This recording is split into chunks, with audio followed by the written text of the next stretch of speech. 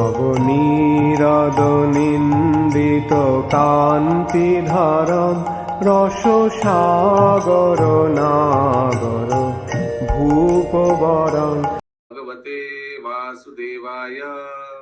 ओम नमो भगवते वासुदेवाय। ओम नमो भगवते वासुदेवाय। ओम नमो भगवते वासुदेवाय। हरे कृष्णा प्रभु जी, धन्यवाद प्रणाम। हरे कृष्णा प्रणाम। हरे कृष्णा। हम लोग श्रीमद् भागवत की पहले स्कंद में हैं।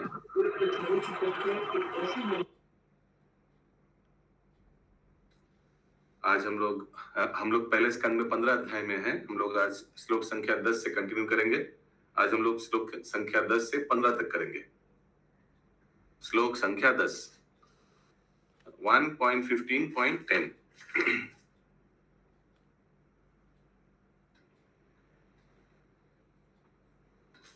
पत्न्यस्तव आध्यात्मिक क्लिप्त महाभिषेक। पत्न्यस्तवाधिमखवत महाभिषेक। श्लगिष्ठ चारुकबारं तवे सभायम्। श्लघीषट्चारुकबरं वितवे सभायाम्। कृष्णं विकीर्य पादयो पतिताश्रुमुख्य। कृष्णं विकीर्य पतिताश्रुमुख्य। यस्तत्स्त्रियोपकृत्य अतेषा विमुक्तकेशः। यस्तत्प्रियो वृता हतश विमुक्तकेशः। Let's see. Yes.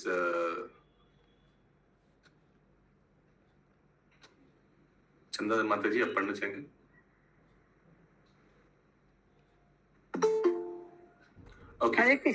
हरे कृष्णा प्रभु जी। उन्होंने ही उन दुष्टों की पत्नियों के बाल खोल दिए जिन्होंने आपकी महारानी द्रौपदी की उस चोटी को खोलने का दुस्साहस किया था, जो महान राजसूय यज्ञ के अनुष्ठान के अवसर पर सुंदर ढंग से सजाई तथा पवित्र की गई थी। उस समय वह अपनी आंखों में आंसू भरकर भगवान श्री कृष्ण के चरणों पर गिर पड़ी थी। उन्होंने ही उन दुष्टों की पत्नियों के बाल खोल दिए जिन्होंने आपकी महारानी द्रौपदी की उस चोटी को खोलने का दुस्साहस किया था, जो महान राजसूय यज्ञ के अनुष्ठान के अवसर पर सुंदर ढंग से सजाई तथा पवित्र की गई थी।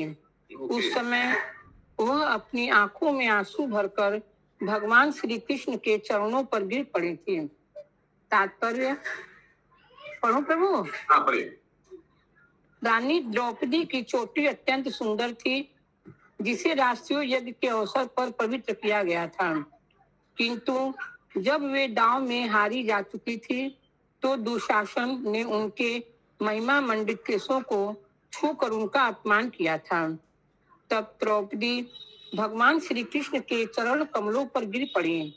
अतः भगवान श्री कृष्ण ने निश्चय किया कि वे कुरुक्षेत्र के युद्ध में युद्ध के फल स्वरूप दुशासन तथा उसके दल वालों की सभी पत्नियों के केस खुलवा कर रहेंगे।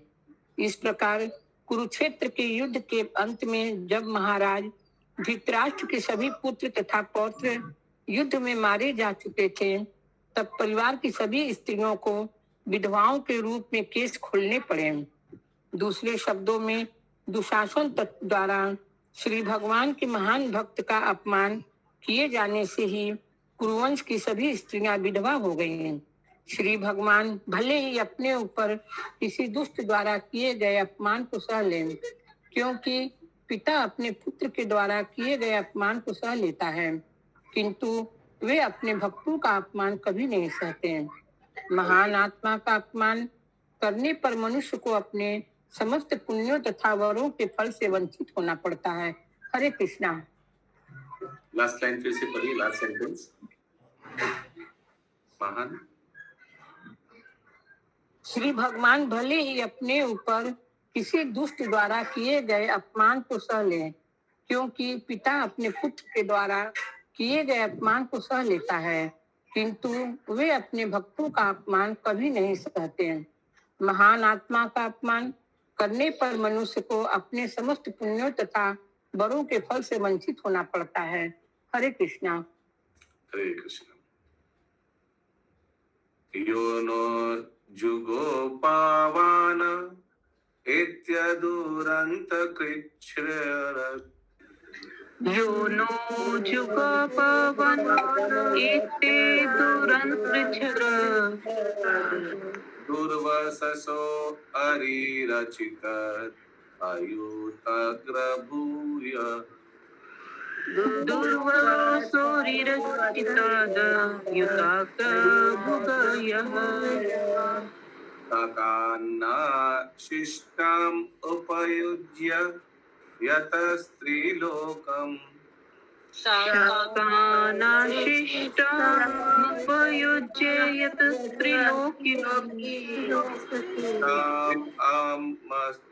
आमंस्त सलिले विनिमग्न संघः त्रिक्ताममस्त सलिले विनिमग्न संघः। पढ़ो। यस। हमारे वनवास के समय 10,000 शिष्यों के साथ भोजन करने वाले दुर्वासा मुनि ने हमें भयावह संकट में डालने हेतु हमारे शत्रुओं के साथ मिलकर चाल चली। उस समय उन्होंने भगवान श्री कृष्ण ने जूठन ग्रहण करने मात्र से हमें बचाया था। इस प्रकार उनके भोजन ग्रहण करने से नदी में स्नान करती मुनि मंडली ने अनुभव किया कि वह भोजन से पूर्ण रूप से संतुष्ट हो गई और तीनों लोग भी संतुष्ट हो गए। हरे कृष्णा। तो ये षड्यंत्र कौन रचा था एक्चुअली? दुर्योधन। यस। तात्पर्य दुर्वासा मुनि ये शक्तिशाली योगी ब्राह्मण थे। दुर्वासा मुनि ये शक्तिशाली योगी ब्राह्मण थे जिन्होंने कठिन तपस्या तथा महान व्रतों के द्वारा धर्म के नियमों का पालन करने का संकल्प किया था। उनका नाम अनेक ऐतिहासिक घटनाओं के साथ जुड़ा हुआ है। ऐसा प्रतीत होता है कि उन्हें शिव की तरह सरलता से प्रसन्न किया जा सकता था तथा सरलता से रुष्ट किया जा सकता था। प्रसन्न होने पर वे सेवक का अपार शुभ कर सकते थे और अप्रसन्न होने पर भारी विपदा उत्पन्न कर सकते थे। कुमारी कुंती अपने पिता के घर में सभी महान ब्राह्मणों की सेवा किया करती थी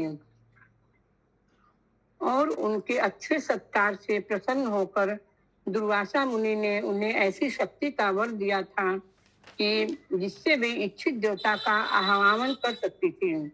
ऐसा यस। और कुछ आप लोग को याद आ रहा है?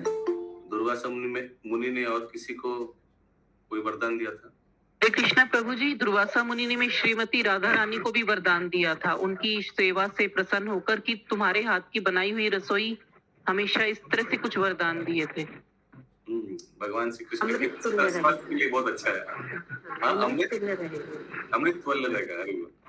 तो हमेशा यशोदा माँ भी चाहते थे कि राधा रानी भगवान श्री कृष्ण के लिए भोजन बनाए।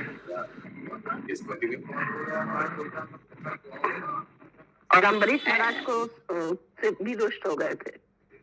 अम्बरीश सॉरी शशिमा जी, म्यूट हो गया आप। सॉरी।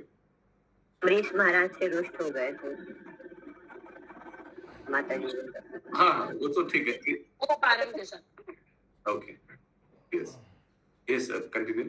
ऐसा समझा जाता है कि वे शिव के अंशा अवतार थे, अतएव वे शीघ्र ही प्रसन्न या रुष्ट किए जा सकते थे। वे शिव के महान भक्त थे और शिव के आदेश से उन्होंने श्वेत केतु का पुरोहित बनना स्वीकार किया था, क्योंकि श्वेत केतु 100 वर्षों तक चलने वाला यज्ञ कर चुके थे। वे कभी कभी इंद्रदेव की स्वर्ग सभा में भी जाया करते थे।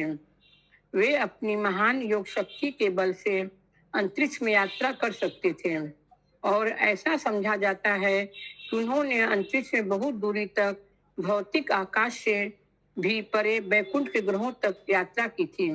उन्होंने इतनी लंबी दूरी 1 वर्ष में तब तय की थी जब उन्हें चक्रवर्ती सम्राट एवं महान भक्त राजा अम्बरीश से झगड़ा किया था। प्रभु जी दुर्वासा अरे आप म्यूट पे करें कि दुर्वासा मुनि के लिए कहा जा रहा है ना, ये तात्पर्य में माता जी, दुर्वासा मुनि के लिए ना माता जी, दुर्वासा मुनि के बारे में ही बताया जा रहा है। वही पूछ रहे हैं।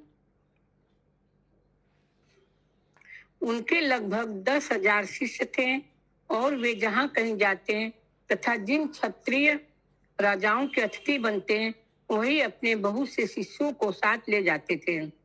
एक बार वे महाराज युधिष्ठिर के शत्रु चचेरे भाई ये राजा श्वेतिक केतु कौन थे? दोनों मालूम। Yes, continue. एक बार वे महाराज युधिष्ठिर के शत्रु चचेरे भाई दुर्योधन के घर गए। दुर्योधन इतना तो बुद्धिमान था कि वह समझे कि ब्राह्मण को सब प्रकार से संतुष्ट करना चाहिए और ऐसा करने पर इस महर्षि ने दुर्योधन को कुछ वरदान देना चाहा। दुर्योधन इनकी योग शक्ति से परिचित था और उसे यह भी पता था कि योगी ब्राह्मण अप्रसन्न होने पर किस प्रकार से बवंडर खड़ा कर सकते हैं। अतएव उसने ऐसी चाल सोची कि यह ब्राह्मण अपना क्रोध उनके शत्रु पांडवों पर उतारे। जब ऋषि ने दुर्योधन को कुछ वर देना चाहा तो उसने इच्छा व्यक्त की, अच्छा हो यदि श्रीमान उसके अग्रज तथा प्रमुख महाराज युधिष्ठिर के घर जाएं, लेकिन उनसे विनती की कि वे तब पहुंचे जब युधिष्ठिर अपनी महारानी द्रौपदी के साथ भोजन कर चुके हों। दुर्योधन जानता था कि द्रौपदी के साथ भोजन करने के उपरांत महाराज युधिष्ठिर इतने सारे ब्राह्मण अतिथियों को भोजन नहीं दे पाएंगे और तब यह ऋषि कुद्र होकर महाराज युधिष्ठिर के लिए संकट उत्पन्न कर देंगे। यह थी दुर्योधन की योजना। दुर्वासा मुनि ने उसके प्रस्ताव को मान लिया और दुर्योधन की योजना के अनुसार ही वनवासी राजा के यहाँ उस समय पहुंचे जब राजा तथा द्रौपदी भोजन कर चुके थे। महाराज युधिष्ठिर के द्वार पर पहुंचते ही दुर्वासा मुनि का स्वागत किया गया और राजा ने उनसे प्रार्थना की कि वे दोपहर का धार्मिक कृत्य नदी के किनारे संपन्न करें, क्योंकि तब तक भोजन तैयार हो जाएगा। महर्षि दुर्वासा अपने अनेक शिष्यों सहित नदी में स्नान करने गए और महाराज युधिष्ठिर इन अतिथियों के कारण बहुत चिंता करने लगे। जब तक द्रौपदी नहीं खाती थी तब तक चाहे कितने ही अतिथि क्यों ना आ जाएं, उन्हें भोजन दिया जा सकता था, किंतु ऋषि तो दुर्योधन की योजना के अनुसार उस समय पहुंचे थे जब द्रौपदी भोजन कर चुकी थी। हरे कृष्णा। तो जब तक भोजन नहीं करते तब तक जितना भी आय दे सकते थे, क्यों? द्रौपदी के पास उनको जो पात्र मिला था तो वरदान था कि वो जब तक महामंजिल माता जी उनको द्रौपदी को वो सूर्य भगवान से वो पात्र मिला था और उसमें उनको वरदान था। अक्षय पात्र। तो उसमें वो जब तक नहीं प्रसाद लेंगे तब तक वो जितने लोग भी सबको प्रसाद दे सकते हैं और जब वो खा लेंगे तो फिर उसके बाद में फिर खत्म हो जाएगा। ऐसे हर एक इस्कॉन मंदिर में होना चाहिए ऐसे अक्षय पात्र। हरी बोल।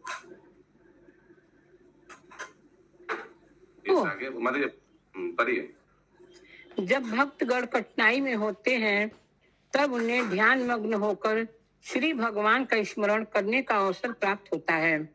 अतएव द्रौपदी उस विषम स्थिति में भगवान श्री कृष्ण का स्मरण कर रही थी और सर्वव्यापी श्री भगवान तुरंत अपने भक्तों की कठिन स्थिति को समझ गए। अतः वे वहां पर उपस्थित हुए और द्रौपदी से कहा कि जितना भी भोजन बचा हो उसे वे ले आए। श्री भगवान की बात सुनकर द्रौपदी अत्यंत खिन्न हुई, क्योंकि भोजन तो था नहीं और श्री भगवान भोजन मांग रहे थे। उन्होंने श्री भगवान से कहा कि यदि वे खा न चुकी होती तो सूर्य द्वारा प्रदत्त रहस्यमयी थाली से वे कितना ही भोजन दे सकती थी, किंतु उस दिन वे भोजन कर चुकी थी, अतएव अब संकट उपस्थित था। वे अपनी कठिनाइयां बताकर भगवान श्री कृष्ण के समक्ष रोने लगी, जैसा कि ऐसे अवसरों पर स्त्रियां करती हैं। किंतु श्री भगवान ने द्रौपदी से रसोई के पात्र लाने को कहा, जिससे वे देख सके कि उनमें कहीं भोजन का कोई कण लगा तो नहीं रह गया। द्रौपदी के माता जी म्यूट कर दीजिए आप। द्रौपदी के ऐसा करने पर श्री भगवान ने देखा कि पात्र में शाक का एक कण लगा हुआ है। श्री भगवान ने उसे निकालकर तत्क्षण खा लिया। उसके पश्चात श्री भगवान ने द्रौपदी से कहा कि महर्षि दुर्वासा सहित समस्त अतिथियों को बुलाएं। भीम को नदी से उन सबको बुला लाने हेतु भेजा गया। भीम ने कहा, हे महोदय, आप विलंब क्यों कर रहे हैं? आइए, आपके लिए भोजन तैयार है। किंतु भगवान श्री कृष्ण ने भोजन का एक कण ग्रहण कर लिया था, अतएव नदी में स्नान करते समय अतिथियों का भी पेट पूरा भर चुका था।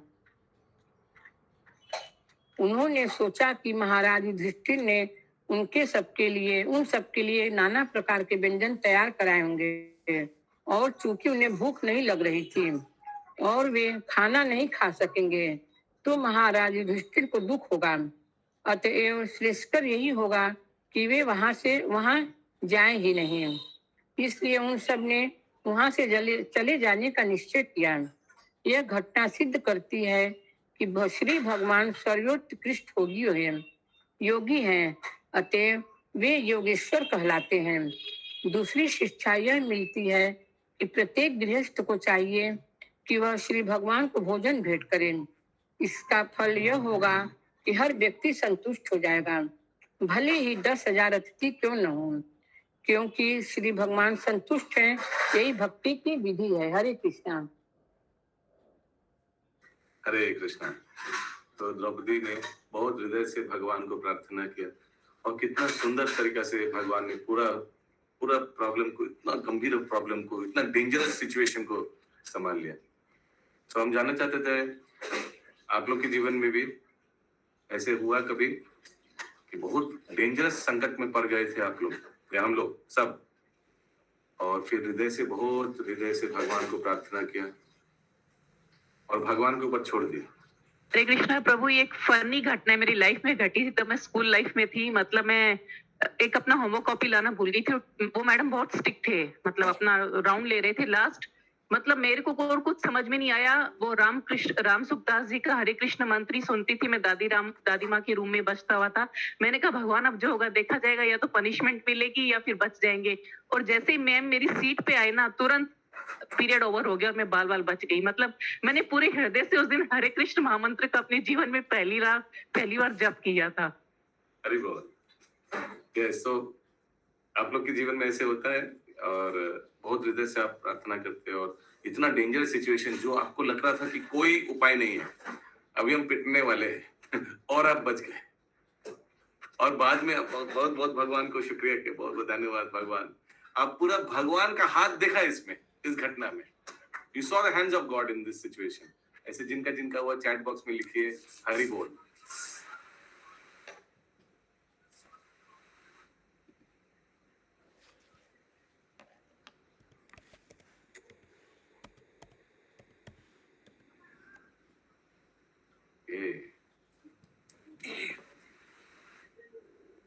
Very nice. 12 नंबर श्लोक। यतेजसथा भगवान युधि सुलापानि, यतेजसात् भगवान् युधि शूलपाणि, विस्मापिता तगीरिजो ब्रह्मादान निजम मे विश्वापितः सगिरिचो अस्त्रामगाग्निजं मे अन्ये अपि चाहं एव कलेवरेण अन्ये अपि चाहं मुनेव कलेवरेण प्राप्तो महेन्द्र भवने महदसानर्धम् प्राप्तो महेन्द्र भवने महदासनातरम्। सुषमा जायसवाल माता जी कंटिन्यू। हरे कृष्णा प्रभु मेरे को खांसी इसलिए मैं नहीं पढ़ सकती हूँ, इसीलिए मैं नहीं। ओके, सुनीता राधिका माता जी।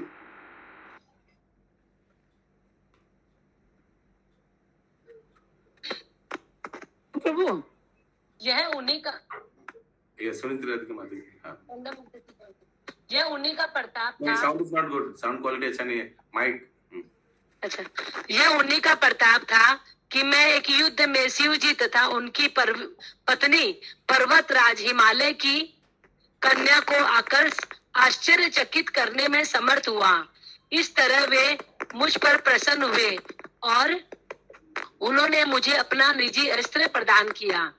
अन्य देवताओं ने भी मुझे अपने अपने अस्त्र भेंट किए और इसके अतिरिक्त मैं इसी वर्तमान शरीर से स्वर्ग लोक पहुंच सका, जहाँ मुझे साउंड क्लियर नहीं है, डिस्टर्बेंस आ रहा है। अशोक मिश्रा प्रभु।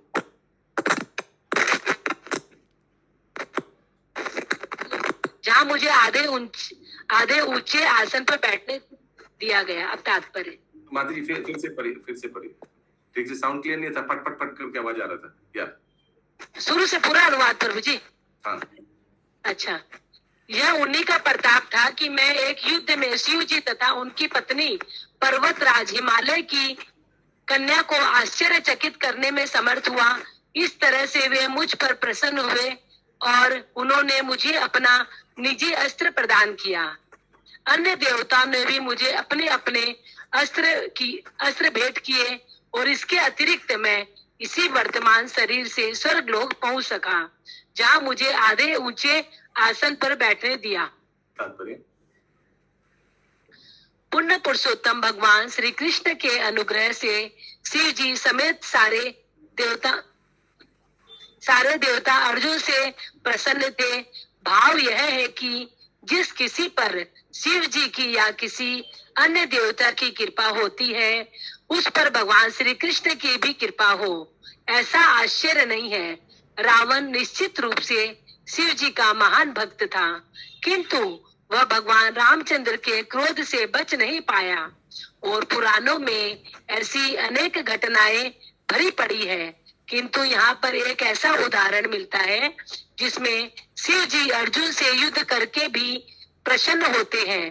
परमेश्वर के भक्त जानते हैं कि देवताओं का सम्मान किस तरह किया जाए, किंतु देवताओं के भक्त कभी कभी मूर्खतावश ऐसा सोचते हैं कि भगवान देवताओं से बड़े नहीं हैं।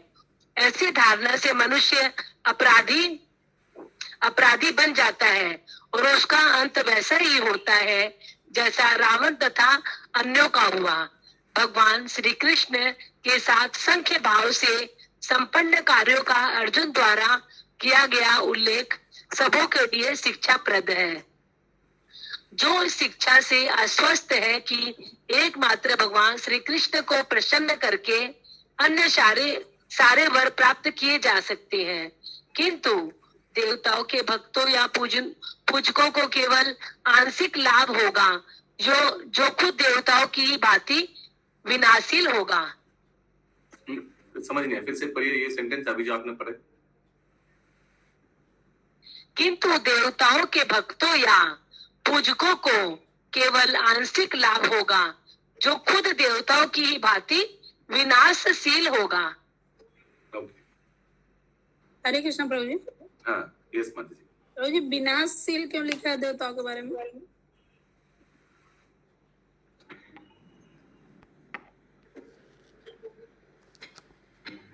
One can achieve all favors simply by pleasing others, whereas the devotees or worshippers of demigods may achieve only partial benefits, which are also perishable. just as the demigod themselves are. तो विनाशील यानी वो जो वरदान मिला वो ज्यादा दिन रहेगा नहीं, वो क्षय हो जाएगा। किस तरह क्षय हो जाएगा? जिस तरह देवी देवता भी कुछ दिन बाद क्षय हो जाता है। ये देवी देवता सब इसका पोस्ट है, कुछ दिन के लिए आता है, फिर वो पोस्ट त्यागना पड़ता है, यही बोला जा रहा है।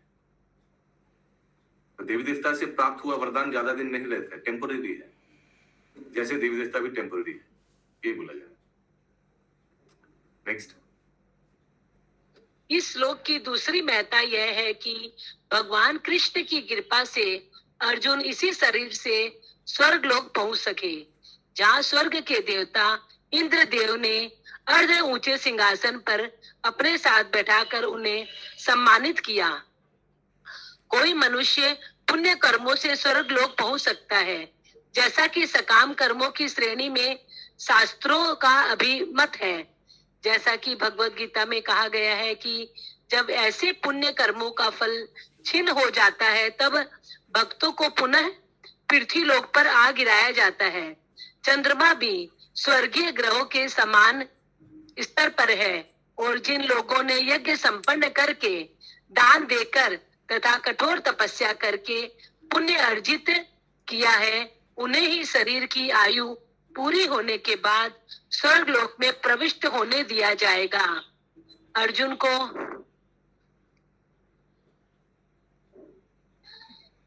को उसी शरीर में स्वर्ग में प्रविष्ट होने दिया गया, जो केवल भगवत कृपा का प्रसाद था। अन्यथा ऐसा होना संभव नहीं है। आधुनिक विज्ञानियों द्वारा स्वर्ग लोक में प्रवेश करने के सारे प्रयास व्यर्थ सिद्ध होंगे, क्योंकि ऐसे विज्ञानी अर्जुन के समान स्तर पर नहीं है। वे तो सामान्य मनुष्य है, जो यज्ञ, दान या तप की निधि से विहीन है। यह भौतिक शरीर प्रकृति के 3 गुणों सत्व गुण, रजोगुण, तमोगुण से प्रभावित होता रहता है। आधुनिक प्रजा न्यूनाधिक रूप से रजोगुण तथा तमोगुण से प्रभावित है, और इस प्रभाव के लक्षण उनके अत्यंत कामुक तथा लोभी होने से प्रकट होते हैं। ऐसे पतित लोग मुश्किल से स्वर्ग लोक पहुंच सकते हैं। स्वर्ग लोक के ऊपर भी अन्य लोगों के निवासी अत्यंत बुद्धिमान होते हैं, मनुष्य से कई गुना अधिक, और वे एक से बढ़कर सतोगुणी होते हैं। वे सब भगवान के भक्त होते हैं, और यदि उनका सत्वगुण विशुद्ध नहीं होता है, तो भी वे देवता कहलाते हैं, जिनमें इस भौतिक जगत में संभव अधिकतम मात्रा में सद्गुण पाए जाते हैं।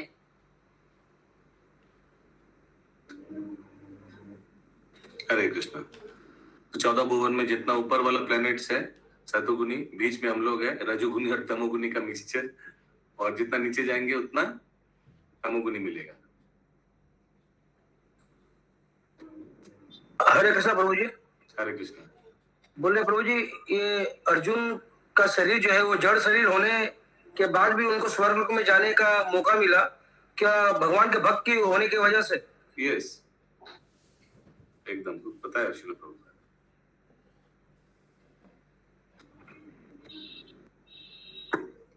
क्योंकि स्वर्ग लोक के जो निवासी है उन लोग का सूक्ष्म शरीर रहता है, ये स्थूल शरीर नहीं रहता है। पृथ्वी, जल, अग्नि, वायु, आकाश से बना हुआ ये स्थूल शरीर आवरण ये नहीं रहता। यानी प्राइम मिनिस्टर का रिलेटिव होने से पार्लियामेंट में आराम से जा सकते हैं। ओके, 13 নম্বর শ্লোক। হরে কৃষ্ণ প্রভু। হরে কৃষ্ণ। হরে কৃষ্ণ। এখানে বলেছে সকলেই ভগবানের ভক্ত এবং তাদের সত্ত্বগুণ যদিও অবিমিশ্র নয়, তথাপি তারা এই জড়জগতের সমস্ত সদ্গুণাবলীর অধিকারী দেবতা বলে পরিগণিত হয়ে থাকেন। কি বলতে চাইছেন? দেবী দেবতা যারা আছেন তারাও ভগবানের ভক্ত, তারা সত্যগুণী, কিন্তু বিশুদ্ধ সত্যগুণী নয়, একটু মিশ্রিত আছে, একটু কামনা বাসনা মিশ্রিত আছে ওর মধ্যে। ওটাই বলা হচ্ছে ডিজায়ার, ওর মধ্যে ডিজায়ার। যে জন্য আমরা জানি দেবী দেবতা ওদেরও ডিজায়ার আছে, সব পৃথিবীর লোকেরা আমাদের একটু পূজা করুক, এরকম মাঝে মাঝে ওদেরও। আর যদি সেই পুজোটা না পায় তখন তারা খেপে যায়, তখন ভগবানকে গিরিরাজ তুলতে হয় ভক্তদের বাঁচানোর জন্য, ঠিক না? ওদের মধ্যে লেশ মাত্র অভিলাষ আছে, যার জাগতিক অভিলাষ। 13 নম্বর শ্লোক, তত্রৈব মে বিহারতো ভুজদণ্ডयुग्मा तत्रैव मे विहरतो भुजदण्डयुग्मा ताण्डेव लक्षणं भारती पथाय देव। गाण्डीव लक्षणं पुराति वधाय देव। संसारता यद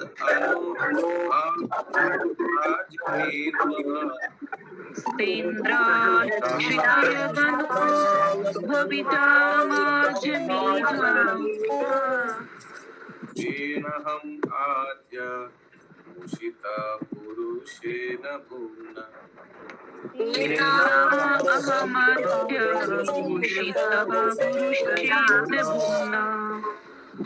Yes, अशोक मिश्रा प्रभु।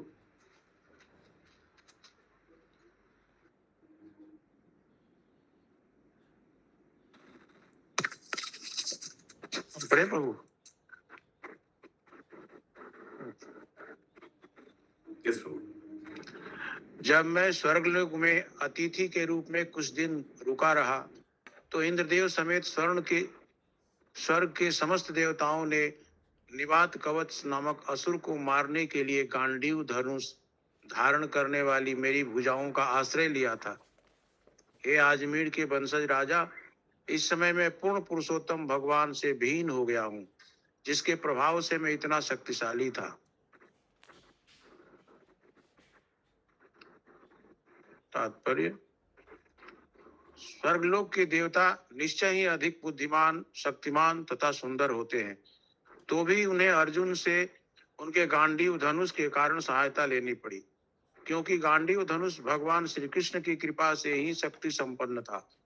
भगवान सर्वशक्तिमान है और उनकी कृपा से शुद्ध भक्त उनकी इच्छा के अनुसार शक्तिमान हो सकता है। हरे कृष्ण प्रभु, हरे कृष्ण। আজমির রাজবংশের বংশধর বলতে কাকে বুঝিয়েছে?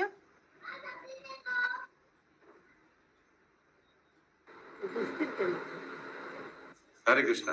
यस, हो गया ये अनुवाद तात्पर्य? सॉरी मैं না না প্রভু, আমি একটা কোশ্চেন জিজ্ঞেস করেছি। আজমির রাজবংশের বংশধর বলতে কাকে বুঝিয়েছে?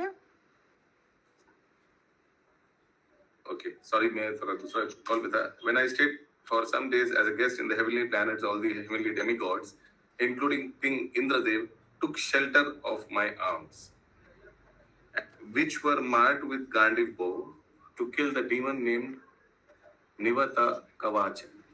O King, descendant of Ajamedha, at the present moment I am bereft of supreme. O King, ये अर्जुन युधिष्ठिर महाराज के बोलছে, তো পাণ্ডবরা হয়তো ওনাদের বংশে কেউ আজামিধা বলে কোনো রাজা ছিলেন, হ্যাঁ, ওই জন্য যুধিষ্ঠির মহারাজকে এখানে আজামিধা রাজার বংশধর হিসাবে পরিচিতি করেছেন। ঠিক আছে মাতাজি? ঠিক আছে। হ্যাঁ, यस अशोक प्रभु। क्योंकि गांडीव धनुष भगवान श्री कृष्ण की कृपा से शक्ति संपन्न था। भगवान सर्वशक्तिमान है और उनकी कृपा से शुद्ध भक्त उनकी इच्छा के अनुसार शक्तिमान हो सकता है, जिसकी कोई सीमा नहीं होती है। किंतु जब भगवान किसी से अपनी शक्ति वापस ले लेते हैं तो वह भगवान की इच्छा से शक्ति विहीन हो जाता है।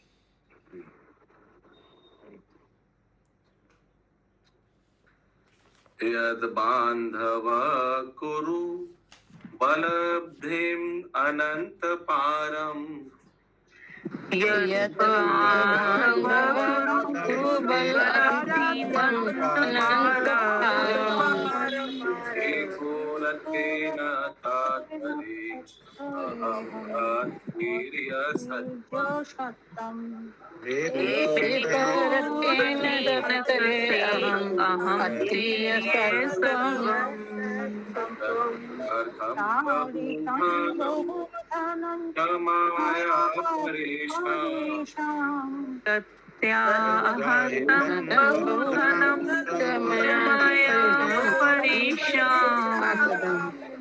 तेजास्पदं मणिमयं चरितं शिरोभ्यः तेजस्पदं मणिमयं चरितं शिरोभ्यः।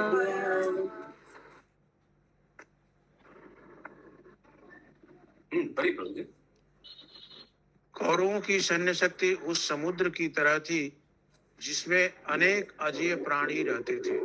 बलता व दुर्लभ थी, किंतु उनकी मित्रता के कारण मैं रथ पर आरूढ़ होकर उसे पार कर सका। या उन्हीं की कृपा थी कि मैं गांवों को वापस ला सका और बलपूर्वक राजाओं के तमाम मुकुट एकत्र कर सका जो समस्त तेज के स्रोत रत्नों से जटित थे। तात्पर्य, कौरवों के पक्ष में भीष्म, द्रोण, कृप तथा कर्ण जैसे बड़े बड़े सेना नायक थे और उनकी सैन्य शक्ति विशाल समुद्र की तरह दुर्लभ थी। फिर भी यह श्री कृष्ण की ही कृपा थी कि अर्जुन ने अकेले ही रथ पर बैठकर उन सबों को एक एक करके सरलता से समाप्त कर दिया। दूसरे पक्ष के सेनापतियों में अनेक परिवर्तन हुए, किंतु पांडवों की ओर से श्री कृष्ण द्वारा चालित रथ पर आरूढ़ अर्जुन अकेले इस महायुद्ध का भार संभालते रहे। इसी प्रकार जब पांडव विराट के महल में अज्ञातवास कर रहे थे तो कौरवों ने राजा विराट से झगड़ा मोल लिया और उनकी बड़ी तादाद में गावें हर ली। जब वे गौवें ले जा रहे थे तो अर्जुन ने उनसे अज्ञात वेश में युद्ध किया और गायों के साथ बलपूर्वक लूटी गई संपत्ति तथा राज मुकुटों में लगे रत्नों को भी उनसे छीन लिया। अर्जुन स्मरण करने लगे कि यह सब भगवान कृष्ण की ही कृपा से संभव हो सका। हरे कृष्ण। हरे कृष्ण। किसी का कोई प्रश्न है? यो भीष्म कर्ण गुरु साल्य चामुस्को यो भीष्म मंडल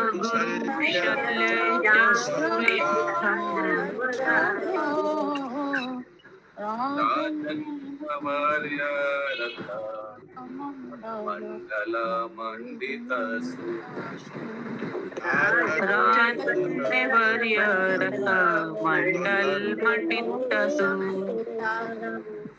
अग्रे चरो मम विभो रथायुथपनम् चरो मम विभो रथयोत्थानम् आयुर्मनांसि च दिशासहाओजाच आर्योमनांसि च दिशा सहोज आच।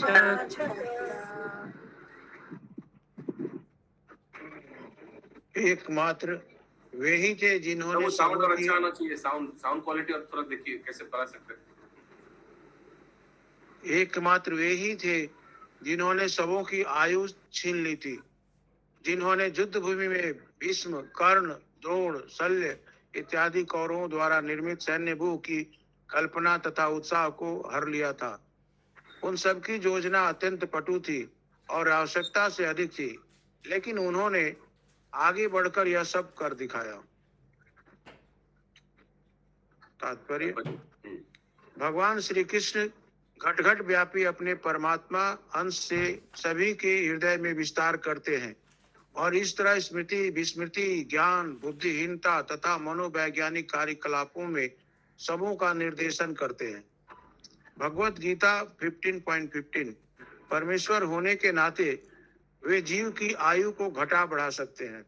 इस तरह भगवान ने अपनी योजना के अनुसार कुरुक्षेत्र युद्ध का संचालन किया। वे इस युद्ध को इसलिए कराना चाह रहे थे जिससे वे युधिष्ठिर को इस लोक का सम्राट बना सके। इस दिव्य कार्य को सुगम बनाने के लिए उन्होंने अपनी परम शक्तिमान इच्छा के विरोधी पक्ष के उन सभी लोगों को मार डाला। विरोधी पक्ष में भीष्म, द्रोण तथा शल्य जैसे महान सेनापति थे। अतः उस युद्ध में यदि भगवान ने सब प्रकार की युक्तियों से सहायता न की होती तो अर्जुन का जीतना असंभव था। सामान्यतः ऐसी युक्तियां आधुनिक राजनीति में भी सभी नीतियों द्वारा अपनाई जाती हैं, सभी नीतिज्ञों द्वारा अपनाई जाती हैं, लेकिन ये सब भौतिक शक्तिशाली गुप्तचरी, सैन्य निपुणता तथा राजनयिक दांव पेच द्वारा संपन्न की जाती है। चूंकि अर्जुन शक्तिशाली गुप्तचरी, सैन्य निपुणता तथा राजनयिक, चूंकि अर्जुन भगवान के प्रिय भक्त थे, अतएव भगवान ने स्वयं यह सब किया। अर्जुन को इसकी चिंता नहीं करनी पड़ी। भगवान की भक्ति में सेवा की विधि ऐसी होती है। हरे कृष्ण। कितना सुंदर श्लोक प्रभुपाद ने लिखा। Too good. किसी का कोई प्रश्न है? नहीं तो भारती माता जी